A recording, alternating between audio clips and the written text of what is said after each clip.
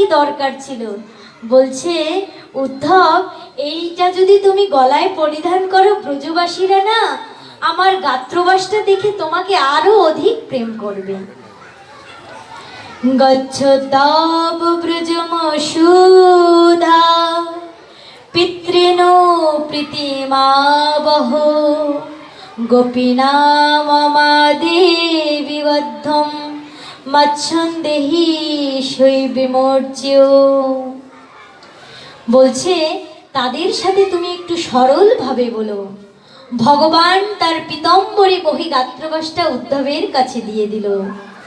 উদ্ধবের পরিধেয় বস্ত্র পরে অক্রূরের রথে করে চলে গেলেন।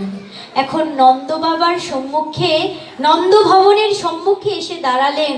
এখন নন্দ বাবা বলছে, আমার লালা এসেছে, আমার লালা রাজা, লালা রাজা, লালা রাজা বলতে বলতে সে এসে দেখেছে তো আমার লালা রাজা নয়, এ তো কৃষ্ণের ন্যায় দর্শনধারী এক পুরুষ এসেছে। বলছি, কে তুমি? বলছে, আমি কৃষ্ণ সখা উদ্ধব। ও, তুমি এসেছো?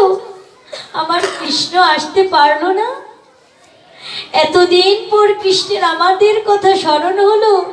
ওই কবে আমাদেরকে ছেড়ে সে মথুরায় গিয়েছে, আমাদের কথা তার বলছে। আমি কৃষ্ণ সখা উদ্ধব, এই যে একটা পত্র নিয়ে এসেছি। এখন এদিকে নন্দমাতা কি করছে? গোপালকে ঘুম পাড়াচ্ছে। মানে ওই হুঁশ জ্ঞান নেই, কারণ যেদিন থেকে কৃষ্ণ আমার চলে গেছে নন্দ মহারানী শোকে কাতর হয়ে গেছে। সেই ঘর থেকে বেরোচ্ছে না। আমার লালা কত দূর আমাকে ছেড়ে চলে গেছে। কি করছে? দোলনায় দোল খাচ্ছে, দোলনায় দোল খাচ্ছে। এবার নন্দ মহারাজ এসে বলছে, যশোদা রানী দেখো কে এসেছে। মহারাজ, আস্তে আস্তে, আমার গোপাল না ঘুমোচ্ছে, ওকে না আমি ঘুম পাড়িয়ে দিয়েছি, আপনি একটু পরে আসুন। আমার গোপাল ঘুমাচ্ছে, ওকে ওকে আমি সযত্নে ঘুম পাড়িয়ে রেখেছি।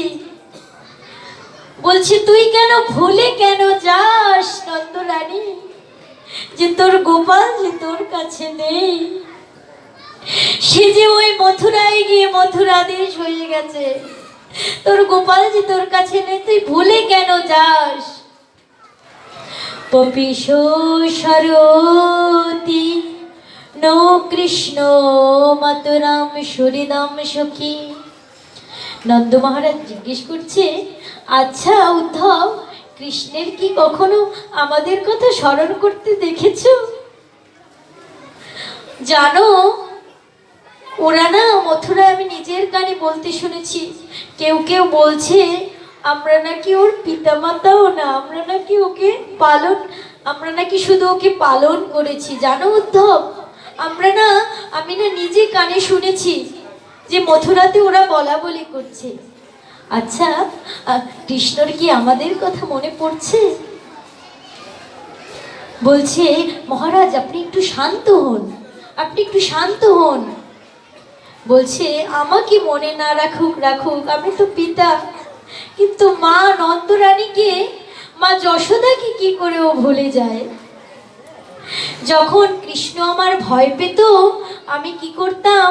কৃষ্ণকে ভয় থেকে মুক্ত পাবার জন্য যতক্ষণ না পর্যন্ত ওকে বুকে ধরে রাখতাম, আমার কৃষ্ণের না জানো ঘুম আসতো না। আচ্ছা, কৃষ্ণর কি সেই ভয়ের স্বপ্ন এখন আসে না? বলছে, ললিতা, বিশাখা, চিত্রা, চম্পকলতা, রঙ্গদেবী, সুদেবী, ওদেরকেও কি ভুলে গেছে?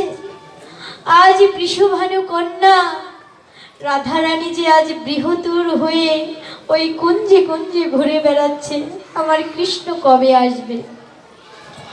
এখন গিয়ে যখন নন্দ মহারানীকে বলল, বলছে তোর কৃষ্ণ মথুরায় চলে গেছে।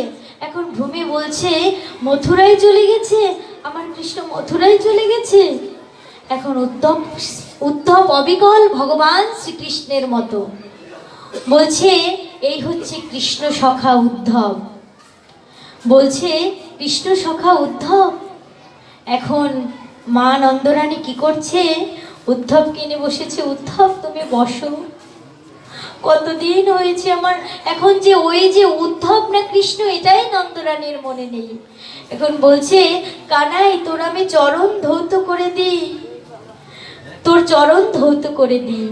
তুই গোঠে গেছিলি না, তোর পায়ে তো কত ধুলা লেগেছে। বলছে আমি তোর চরণ ধুয়ে দিই।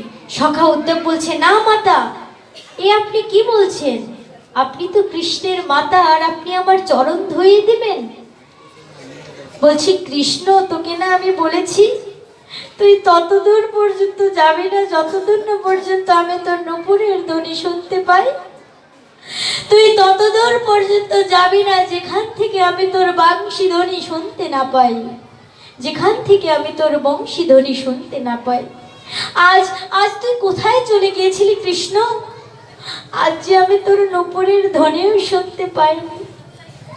দেখবেন মায়েরা, পুত্র যদি একটু দূরে কোথাও যায়, মায়েদের হৃদয়ে সেটি কতটা আকুতি মিনতি সন্তানের জন্য। আজ কৃষ্ণ ভগবানের থেকে, ভগবান শ্রীকৃষ্ণ মাতা নন্দরানীর থেকে বহু দূরে চলে গেছে। এই জন্য বৃহ আতুর হয়ে এসে কাঁদছে আর বলছি, বলেছি না তুই তত দূর পর্যন্ত যাবি না যতক্ষণ না আমি তোর বংশীধ্বনি শুনছি। আজ না আমি কোথাও তোর বংশীধ্বনি শুনিনি। এই বলে উদ্ধবের চরণ ধৌত করে দিল। চরণ দুটি বক্ষে জড়িয়ে ধরে বললে, কানাই তুই আমাকে ছেড়ে আর কোথাও যাস না। উদ্ধব বললেন, এ কি? আমি ভগবান শ্রীকৃষ্ণের সঙ্গে থেকে আমার মধ্যে এত প্রেমের উদয় হয়নি, কিন্তু বহু দূরে থেকেও নন্দমাতা যশোদা মায়ের মনে একই প্রেম। নন্দ মহারানী যবে থেকে কৃষ্ণ চলে গেছে মথুরায়, নন্দ মহারানী কিচ্ছু খাচ্ছে না। ওই পাশ থেকে একজন গোপী রন্ধন করে দেয়। কোনোদিন নন্দ বাবা একটু প্রসাদ পায়, আর কোনোদিন নন্দ মহারানী সে একটু দুই একটা অন্ন পেলেও পেতে পারে। এরপর সেখানে ওই দিন ওইভাবেই বিলাপে কেটে গেল। এবার যখন উদ্ধব চলে যাচ্ছে, দেখছে ললিতা, বিশাখা, চিত্রা, চম্পকলতা, সখী দেখ আমাদের কৃষ্ণ এসেছে, কৃষ্ণ এসেছে। রাধারানী তো বুঝতে পারে আর কেউ না। বলছে কি, রাধা কৃষ্ণ দুই দেহ একই স্বরূপ, লীলারস আস্বাদনে ধরে দুই রূপ। রাধারানীকে না ভগবানের নিজের অঙ্গ দিয়ে সৃষ্টি করেছে ভগবান শ্রীকৃষ্ণ। রাধারানী অন্য কেউ নয়। দেখবেন মা, একটা আমের আটি কিন্তু থাকে একটা, কিন্তু অংশ কিন্তু থাকে দুইটা। একটা অংশ কেটে দিয়ে যদি আর একটা অংশ লাগান কখনো হবে? এই জন্য রাধা রানী হচ্ছে ভগবান শ্রীকৃষ্ণের নিজের অঙ্গ থেকেই তৈরি করা। এই জন্য রাধা রানী অন্য কেউ না, রাধাও যে ভগবান শ্রীকৃষ্ণ সে। কিন্তু রাধা হচ্ছে কি, প্রেমের দেবী। আজ ভগবান শ্রীকৃষ্ণকে না পেয়ে সে দশম দশায়, সে কাতর, সে আজকে বিরহিত হয়ে গাইছে।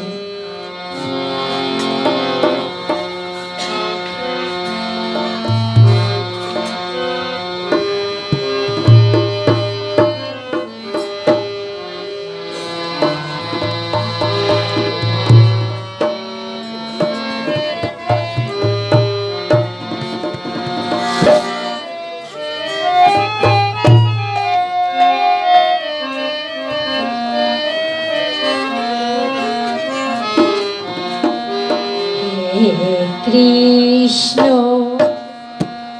কোথায় গেলে, চোখের জলার চোখের কাজলে যে কথা লিখে যায়, ও গো বাতাস তার গো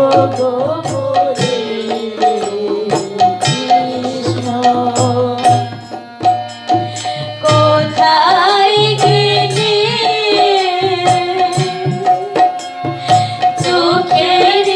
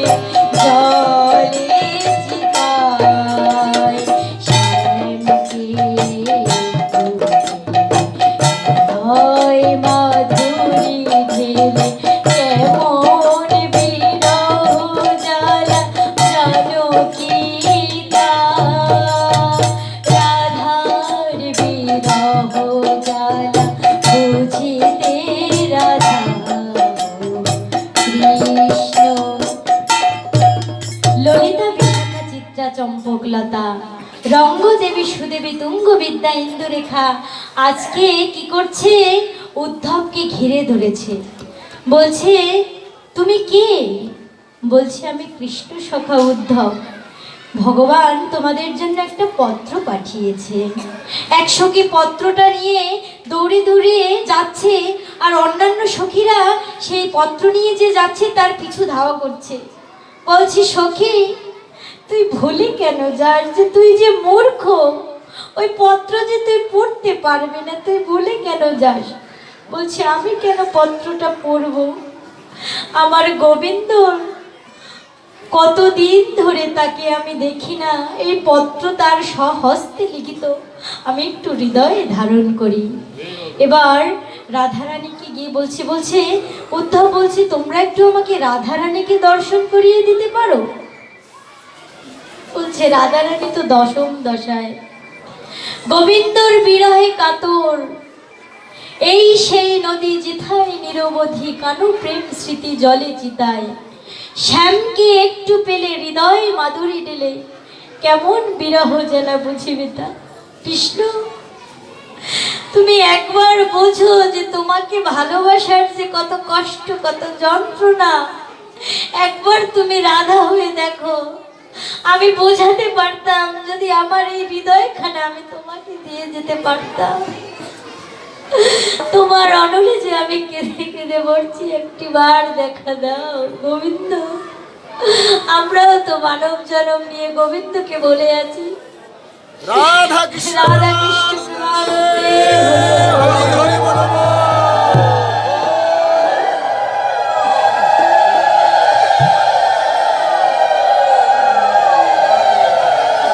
রাধারানী বলছে সখী, এই দেখ কৃষ্ণ সখা এসেছে উদ্ধব, কৃষ্ণ সখা এসেছে উদ্ধব। এখন ওই রাধারানীর পাশে একটা ভ্রমর গুনগুন করছিল। এখন বলছে ওই উদ্ধব মানে ভগবান শ্রীকৃষ্ণ উদ্ধবকে উদ্দেশ্য করে বলছে, আর ভ্রমরটাকে বলছে না ভ্রমর, তুমি আমার চরণে প্রণাম করবে না। তুমিও যেমন তোমার কৃষ্ণ সখাও তেমন। বলছি কিন্তু উদ্ধবকে শুনিয়ে শুনিয়ে, তুমিও যেমন তোমার সখা কৃষ্ণও তেমন। কারণ তুমি এক ফুল থেকে অন্য ফুলে যাও, তোমার সখা কৃষ্ণ তদ্রূপ। বৃন্দাবনে এখানে আমাদেরকে কাঁদিয়ে দিয়ে সে এখন কুবজাকে আনন্দ দিচ্ছে, যেন ভ্রমর গীত শোনাচ্ছে। বলছে তুমিও যেমন কপট, তোমার কৃষ্ণও তেমন কপট। ভ্রমরটা যেন ডেকে ডেকে বলছে রাধারানীকে, রাধারানী আমার কৃষ্ণ কিসে এত কপট হলো? তোমাদের সাথে কি কপটতা করছে? তখন বলছে কপটতা করেনি কৃষ্ণ, এ জন্মে না জনমে জনমে কপটতা করেছে। ওই যে সুগ্রীব ভাই ছিল বালি, তাকে কি করেছে? ক্ষত্রিয় হয়ে ব্যাধের মতো লুকিয়ে তাকে হত্যা করেনি? বেচারা শূর্পণখা এসেছিল তাকে বিবাহ করতে, কিন্তু তার নাক কান্নি কেটে দিল। আর স্ত্রী জাতিকে তো সে কোনোদিন সম্মানই করে না। এই ভ্রমর গীত শোনালো উদ্ধবকে। আবার সখীরা কেঁদে কেঁদে বলছে জানো সখা উদ্ধব, আমরা যা গোবিন্দ সম্পর্কে যা কিছু বলি না কেন, তুমি গিয়ে আবার গোবিন্দকে বলো না। জানো না, গোবিন্দর বিরহে আমরা সর্বদা কাতর থাকি, তো তখন কি বলে ফেলে আমাদের ওই হুঁশ থাকে না। গোবিন্দ বিরহে আজ কাতর। তাই ভ্রমরকে উদ্দেশ্য করে কৃষ্ণকে বলছে যে কৃষ্ণকে তুমি আবার গিয়ে এটা বলো না, তাহলে কৃষ্ণ বড়ই আঘাত পাবে। কৃষ্ণকে তুমি বলো না। এইভাবে রাধারানী বলল যে তুমি এই কথা। রাধারানী বলল যে জানিস, এইভাবে লতা পাতাকে বৃক্ষকে জড়িয়ে ধরছে কৃষ্ণ। দেখবেন মা, যদি পুত্র কারো দূরে থাকে বা দূরে থাকে, কতটা তার যন্ত্রণা, কতটা কষ্ট, পুত্র এখন কেমন আছে, কি করছে। কিন্তু যে রাধারানী, যে ভগবান কি তার জীবন যৌবন সবকিছু উৎসর্গ করে দিয়েছে, সে লতা পাতাকে জড়িয়ে ধরে বলছে কৃষ্ণ। আবার এক ধ্যানে তাকিয়ে আছে মেঘের দিকে। জানিস সখী, ওই কৃষ্ণ না আমাকে ওই মেঘের আড়াল থেকে দেখছে। জানিস, এবার কৃষ্ণ দশম দশায় পড়ে রইল, কোনো কথা বলছে না। এখন সখীর মনটাকে ভালো করে দেওয়ার জন্য এক সখী এসে বলছে, জানিস রাধিকা, আজ না কৃষ্ণ আমাকে স্বপ্নে দর্শন দিয়েছে। বলছে কি সখী, তুই এখন কাজল পরিস না কেন? যে সখা, তোমার বিরহে এতটাই কাতর যে কাজল পড়তে পারি না, চোখের অশ্রুতে কাজল ধুয়ে যায়। তারপর কৃষ্ণ এসে না আমাকে কাজল